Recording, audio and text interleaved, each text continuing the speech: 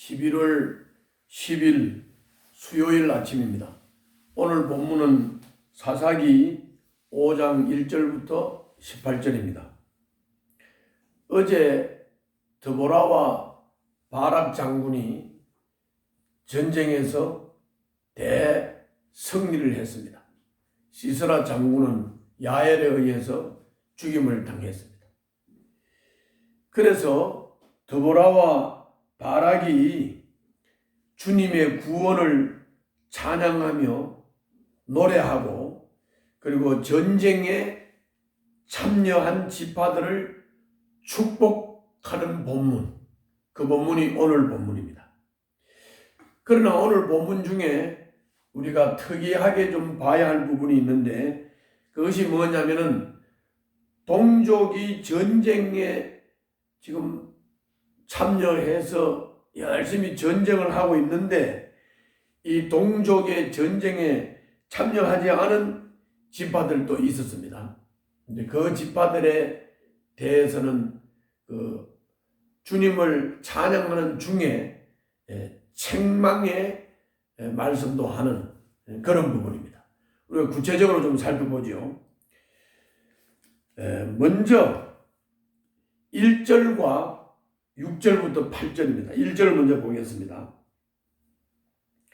그날 드보라와 아비노함의 아들 바락이 이런 노래를 불렀다. 그리고 6절부터 8절 한번 보세요. 아낫의 아들 삼갈 때에도 야엘 때에도 큰 길에는 발길이 끊어지고 길손들은 뒷길로 다녔다.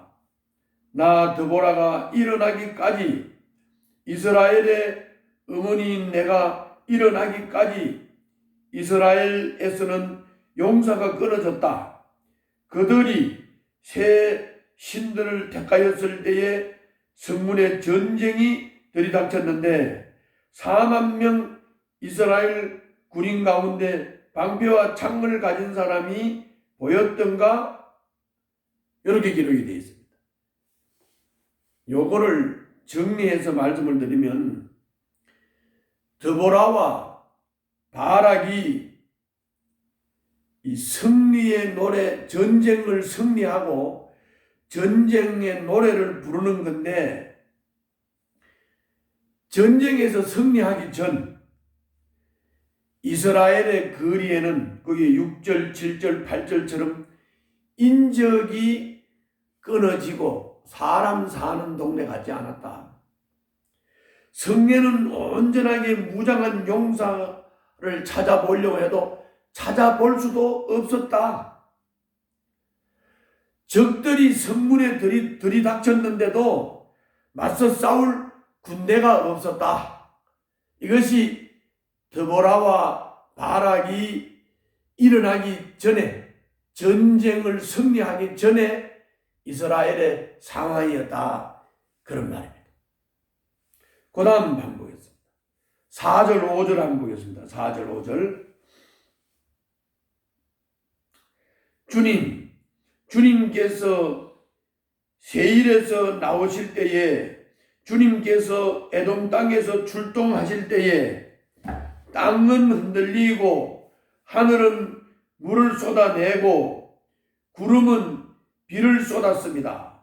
산들이 주님 앞에서 진동하였고 저 시내산마저 주 이스라엘의 하나님 앞에서 진동하였습니다.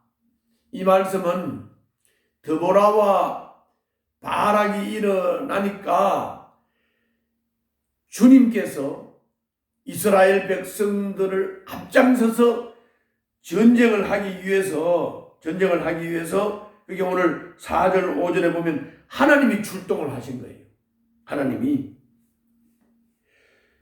주님이 세일에서 나오시고 에돔 땅에서 출동을 하셨습니다.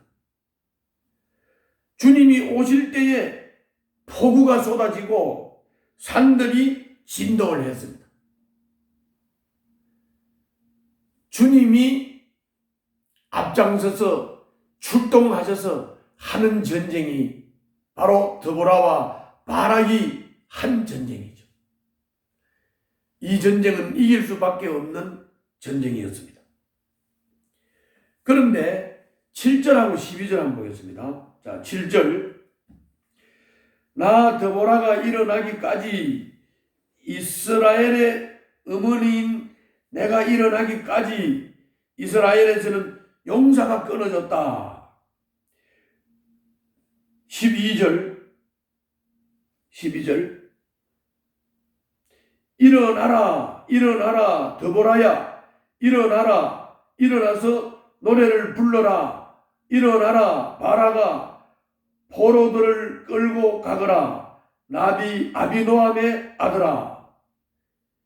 여기 7절하고 12절은 다른 말씀이 아니고 주님이 출정을 하시니까 이제 주님이 앞장서서 전쟁을 하시니까 드보라도 일어나고 이스라엘의 어머니 드보라도 일어나고 그리고 바락 장군도 일어나라 그리고 백성들아 모여라. 하나님이 출동을 하시니까 드보라도 일어나고 바락도 일어나고 백성들도 일어났습니다. 바락이 나서고 이스라엘의 영도자들이 나오고 백성들이 나와서 헌신을 하면서 이 전쟁을 수행을 했는데 이길 수밖에 없는 전쟁이죠. 그래서 2절에 보면 이스라엘의 영도자들은 앞장서서 이끌고 백성은 기꺼이 헌신하니 주님을 찬양하여라. 9절에서도 나의 마음이 이스라엘의 지휘관들에게 쏠렸다. 그들은 백성 가운데서 자원하여 나선 용사들이다. 너희는 주님을 찬양하여라. 주님이 출동하시고 백성들은 자원하여 나오고 영도자들도 일어나고 조금 전에 말씀한 대로 12절 일어나라 일어나라 드보라야 일어나라 일어나서 노래를 불러라 일어나라 바라가 포로들을 끌고 가거라 아비노함의 아들아. 13절 그때에 살아남은 이들이 백성의 지도자들과 더불어 내려왔고 주님께서 나를 도우시려고 용사들 가운데 내려오셨다. 멋있습니다. 이길 수밖에 없는 전쟁. 하나님이 출동하신 전쟁. 하나님이 출동하시니까 드보라도 일어나고 바락도 일어나고 백성들도 일어나고 그리고 막 자원하여 일어나고. 이게 하나님 믿는 사람들이 하나님이 이렇게 앞장서서 역사하시니까 이렇게 용기를 가지고 자원해서 하라는 겁니다. 영적인 삶도 이렇게 자원해서 용기를 가지고 하라는 겁니다. 삶도 그렇게 살아라는 겁니다. 그리고 에브라임과 베냐민과 스불론과 이사갈과 납달리 지파에서 지도자들이 일어나가지고 이 전쟁에 합류를 했습니다. 14절부터 15절부터 18절에 잘 나오죠. 그런데 이렇게 에브라임과 베냐민과 스불론과 이사갈과 납달리 지파의 지도자와 백성들은 같이 일어나서 이 전쟁에 합류를 했는데도 불구하고 그 16절 18절에 보게 되면 16절 18절 한번 보겠습니다. 16절부터 18절 어찌하여 내가 양의 우리에 앉아 양떼를 부르는 피리 소리나 듣고 있는가? 르우반 지파에서는 마음에 큰 반성을 하였다. 어찌하여 길르앗은 요단강 건너에 자리 잡고 있고 어찌하여 단은 배 안에 머물러 있는가? 어찌하여 아세는 바닷가에 앉아 있는가? 또 부둣가에서 편히 쉬고 있는가?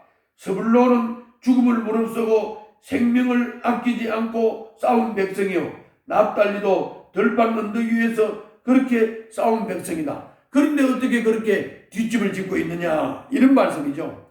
다시 말하면 이렇게 에브라임, 베냐민, 스불론, 이사갈, 납달리 지파는 전쟁에 참여를 하고 같이 합류를 했는데 여기 르우벤이나 길르앗이나 단이나 아셀은 이 전쟁에 참여를 하지 않고 뒷짐지고 있었단 말이죠. 그래서 드보라는 그들이 동족의 위기를 방관했다고 오늘 16절부터 18절에서 책망을 하고 있는 것입니다. 자, 정리해서 말씀을 드리겠습니다. 주님이 앞서가실 때 드보라와 바락이 일어났습니다. 이스라엘 지휘관들과 백성들도 일어나서 헌신했습니다. 따라갔습니다. 대적을 피해서 숨죽여 살던 백성이 주님의 약속을 붙들고 일어났습니다. 지금 우리의 영적인 전쟁도 마찬가지입니다.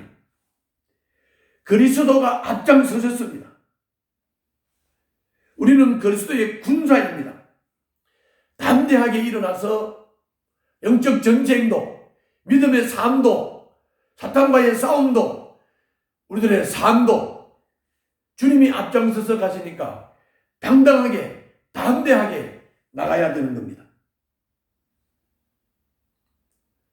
지금 여러분들 앞에 닥친 영적 전쟁이 무엇입니까? 주님이 앞장서서 가십니다. 담대하게 도전하시기를 바랍니다.